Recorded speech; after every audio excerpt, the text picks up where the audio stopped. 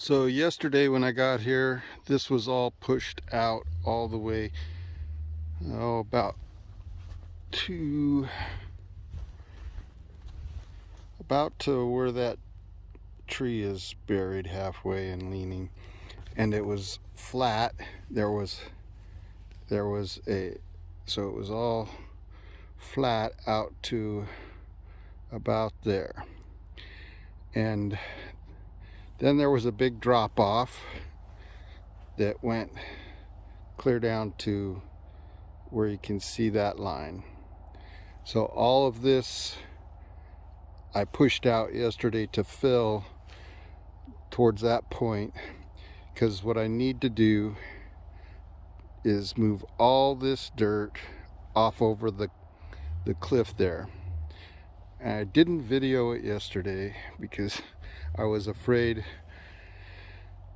quite afraid that if something went wrong, it would just be a horrific video for my wife to watch, and I didn't want that to happen. But anyway, so I created this path all the way down to there yesterday. Now I have to work all of this dirt over so that I can eventually get it all the way down to the bottom of that ramp, because that ramp's too steep. Not far past the two trees there. It gets too steep and it needs to be flattened out. So I'm moving all this dirt down this cliff, off over the cliff here, and down the mountain to fill in that spot way down there. So that's what I'm working on today. I'm going to set the camera up over on the turn over there, facing back, I think, and do some time lapse. So as you can see, all of that brown dirt is what I pushed down yesterday and this morning, and because that was a cliff back here where that high point on the brown dirt is, and I need all that dirt. I actually need all that dirt down here so I can move it on down the road. That's what the whole point is today. So all that brown dirt has to end up down on the road past those two trees we showed you. So I'll set the camera up here. I'm going to be working on the other side of the trees there, but I just don't know. Well, I'll take a look around and see if I can find a better spot. But you can see the elevation difference here is probably about 60 feet.